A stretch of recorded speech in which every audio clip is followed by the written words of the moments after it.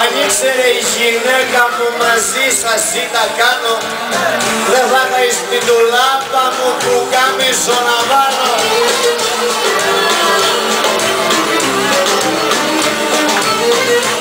Σταύρο, το μαύρο, Σταύρο, το μαύρο το ποκάμισο, ποτέ μου δεν το βγάνω, γιατί με κιόνα τη γνώρισα και με κιόνα τη χάνω.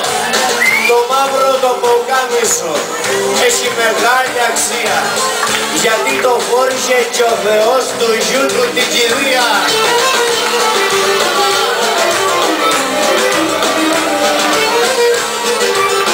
Και πήγα ο έρμος εις του γιατρού και πήγα πάλι στου γιατρού γιατί πολύ καρδιά μου, Σταύρο. Ξέρω ρε Παναγιώτη, την τραβάς το ξέρω. Και τη μορφίτσι μου δείξε, Σταύρο, το καρδιογράφημά μου.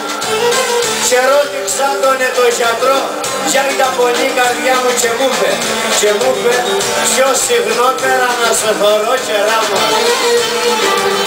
Και λέω του, σκίσε γιατρέ τις συνταγές και άμε στη δουλειά σου. Και τη δικιά μου μάθηση δεν γράφουνε τα χαρτιά σου. Και τότε φίλε μου Σταύρο, πήγε ο γιατρός και ρώτησε έναν ξένο, διαβασμένος μου είπε σήμερα.